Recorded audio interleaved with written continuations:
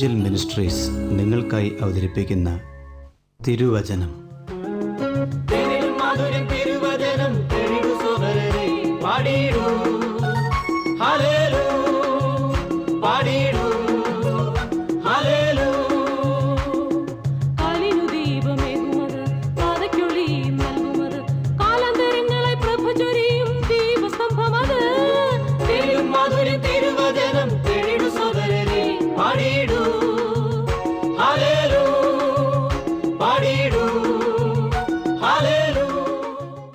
ഇന്ന് നമ്മോട് ദൈവവചനത്തിൽ നിന്ന് സംസാരിക്കുന്നത് Suviseshakan James M Thomas Nedumbassery. പ്രാർത്ഥനയോടെ ശ്രദ്ധിച്ചാലും. ശമൂവേലിന്റെ 1-ാം പുസ്തകത്തെ അധികരിച്ചുള്ള 33-ാമത്തെ എപ്പിസോഡിലേക്ക് ഹൃദയപൂർവ്വം സ്വാഗതം.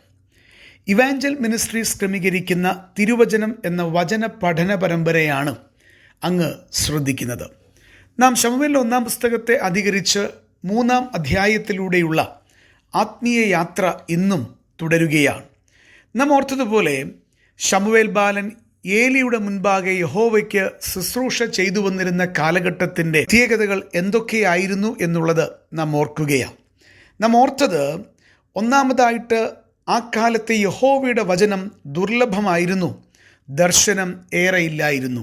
ഇതിൻ്റെ വിശദീകരണം മുൻപ് ഞാൻ പറഞ്ഞതുകൊണ്ട് ഇന്ന് ആവർത്തിക്കുന്നില്ല. രണ്ടാമത്തെ പ്രത്യേകത, കണ്ണ് കാണുവാൻ വഹിയാതെ വണ്ണം കാഴ്ച മങ്ങിത്തുടങ്ങിയ ഏലിയും ദൈവദൂഷകന്മാരും നീചന്മാരും ദൈവത്തെ ഓർക്കാത്തവരും മ്ലേച്ഛത പ്രവർത്തിക്കുന്നവരുമായ ഏലിയുടെ പുത്രന്മാർ പുരോഹിതന്മാരായി ശുശ്രൂഷ ചെയ്തു വന്നിരുന്ന വല്ലാത്ത കാലഘട്ടം. മൂന്നാമത്തെ വിഷയത്തിലേക്ക് കൃപയിൽ ആശ്രയിച്ച് നാം ഇന്ന് കടക്കുകയാണ്. എന്താണത്?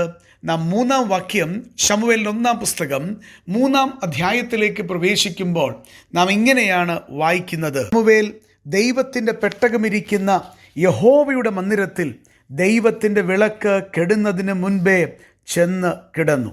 അർത്ഥാൽ ദൈവത്തിൻ്റെ മന്ദിരത്തിൽ വിളക്ക് കെട്ടുപോയിരുന്ന ഒരു കാലഘട്ടമായി ഈ കാലത്തെ നമുക്ക് മനസ്സിലാക്കുവാനായിട്ട് കഴിയുന്നുണ്ട്.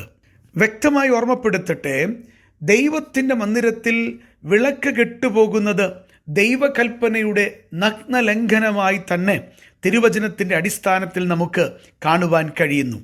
എന്താണ് ദൈവത്തിൻ്റെ കൽപ്പന എന്ന് പറയുന്നത്? പുറപ്പാട് പുസ്തകം 27-ാം അധ്യായം 20-21 വാക്യങ്ങളിൽ സ്വർഗത്തിലെ ദൈവം അത് വ്യക്തമാക്കുന്നുണ്ട്. വിളക്ക് നിരന്തരം കത്തിക്കൊണ്ടിരിക്കേണ്ടതിന് ഇസ്രായേൽ മക്കൾ വിളക്കിന് ഇടിച്ചെടുത്ത തെളിവുള്ള ഒലിവെണ്ണ നിന്റെ അടുക്കൽ കൊണ്ടുവരുവാൻ അവരോട് കൽപ്പിക്കുക. സമാഗമന കൂടാരത്തിൽ സാക്ഷ്യത്തിനു മുൻപിലുള്ള തിരശ്ശീലയ്ക്ക് പുറത്ത് അഹരോനും അവൻ്റെ പുത്രന്മാരും അതിനെ വൈകുന്നേരം മുതൽ പ്രഭാതം വരെ യഹോവയുടെ മുൻപാകെ കത്തുവാൻ തക്കവണ്ണം വെക്കണം. ഇത് ഇസ്രായേൽ മക്കൾക്ക് തലമുറ തലമുറയായി എന്നേക്കുമുള്ള ചട്ടമായിരിക്കണം. ഇസ്രായേൽ മക്കൾക്ക് തലമുറ തലമുറയായി എന്നേക്കുമുള്ള ചട്ടമായി കൊടുത്ത ഒരു വിഷയമാണ് ദൈവത്തിൻ്റെ ആലയത്തിൽ വിളക്ക് കെട്ടുപോകരുത് എന്നുള്ള വിഷയം. പ്രിയപ്പെട്ടവരെ, ദൈവത്തിൻ്റെ കൽപ്പന തലമുറ തലമുറയായിട്ടുള്ളതാണ്.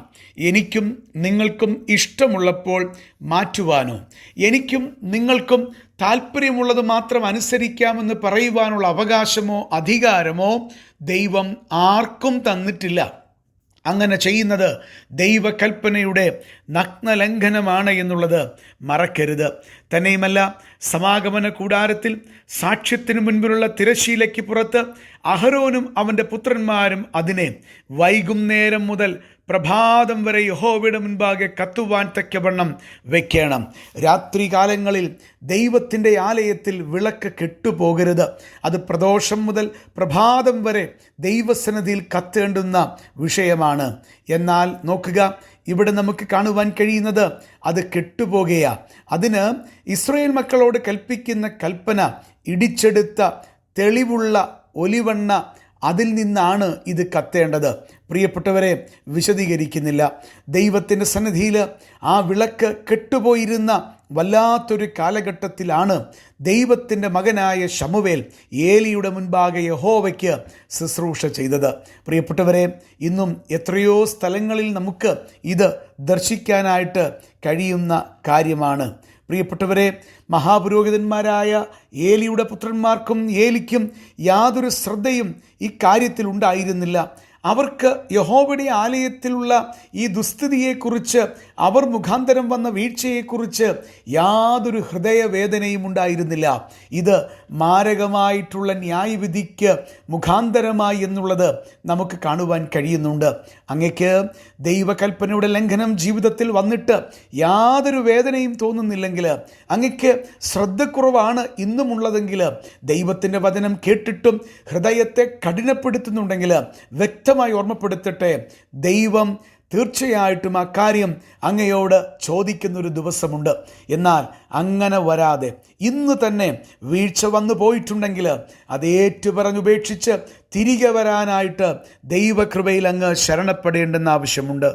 ഇന്നും അനേക ഇടങ്ങളിൽ ശ്രദ്ധിച്ചു നോക്കിയാൽ ചിലയിടങ്ങളിലെങ്കിലും വിളക്ക് കെട്ടുപോയ സഭകളായി നമുക്ക് കാണുവാൻ കഴിയുന്നുണ്ട്.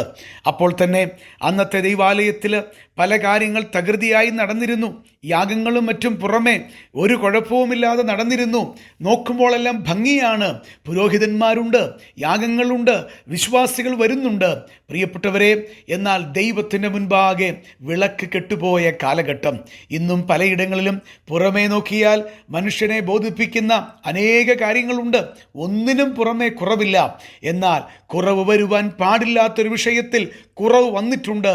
യഹോവയുടെ ആലയത്തിൽ വിളക്ക് കെട്ടുപോയിട്ടുണ്ട്. അനേക സ്ഥലങ്ങളിൽ അത് ദൈവകൽപ്പന പ്രകാരം ചെയ്യാത്തത് കൊണ്ട് കെട്ടുപോയിട്ടും യാതൊരു ദുഃഖവുമില്ലാതെ, ഹൃദയത്തകർച്ചയുമില്ലാതെ, സാധാരണ മനുഷ്യരെ പോലെ പുറമെയുള്ള ചടങ്ങെന്ന രീതിയിൽ ചെയ്തു പോകുമ്പോൾ സ്വർഗത്തിലെ ദൈവം ഇത് നമുക്ക് മുന്നറിയിപ്പായി തിരികെ തരികയാണ്. പ്രിയപ്പെട്ടവരെ, കെട്ടുപോയ വിളക്ക് മന്ദിരത്തിൽ കത്തിക്കുക, അവരവരുടെ അകൃത്യത്തെ ഏറ്റുപറഞ്ഞ് തിരികെ വരുവാനായിട്ട് സാധിക്കണം. എന്നിട്ട് മതി ബാക്കിയെല്ലാം. പ്രിയപ്പെട്ട സഹോദരങ്ങളെ, നമ്മുടെ ജീവിതത്തിൽ കുറവിനെ ആദ്യം ഏറ്റുപറഞ്ഞ് ഉപേക്ഷിച്ചിട്ട് മതി കർത്താവിൻ്റെ ശുശ്രൂഷകൾക്ക് നാം പോകുന്നത്. അകൃത്യത്തെ വെച്ചുകൊണ്ട് ദൈവസന്നിധിയിൽ ശുശ്രൂഷ ചെയ്താൽ, അകൃത്യത്തെ മറച്ചു വെച്ചുകൊണ്ട് ദൈവ മുൻപാകെ മുന്നോട്ട് പോയാൽ തീർച്ചയായിട്ടും നാം അതിന് കണക്ക് കൊടുക്കേണ്ടി വരുമെന്നുള്ളത് മറക്കരുത്. രാജകീയ പുരോഹിതവർഗമായ നമുക്ക് ദൈവത്തിൻ്റെ മന്ദിരത്തിൻ്റെ വിളക്ക് കെട്ടുപോകാതിരിപ്പാൻ, അതിനെ സൂക്ഷിക്കുവാൻ വലിയ ഉത്തരവാദിത്തമുണ്ട്. അത് മറ്റൊരാളെ ഏൽപ്പിക്കലല്ല, എൻ്റെ ഉത്തരവാദിത്തമാണ്. എൻ്റെ ജീവിതത്തിൻ്റെ കുറവ് കൊണ്ട് അത് സംഭവിക്കരുത് എന്നുള്ള വലിയ ആഗ്രഹത്തോടുകൂടെ മുന്നോട്ട് വരുവാൻ ഈ ചിന്തയും മുഖാന്തരമാകട്ടെ. കർത്താവ് കൃപ നൽകി അനുഗ്രഹിക്കട്ടെ. ഈ സന്ദേശം ശ്രദ്ധിച്ച എല്ലാ പ്രിയപ്പെട്ടവർക്കും കർത്തൃനാമത്തിൽ നന്ദി. ബൈബിൾ കറസ്പോണ്ടൻസ് കോഴ്സിൽ ചേർന്ന് പഠിക്കുവാൻ ആഗ്രഹിക്കുന്നവർ മേൽവിലാസം അയച്ചു തന്നാലും പ്രാർത്ഥനാ വിഷയങ്ങളും അറിയിക്കുമല്ലോ.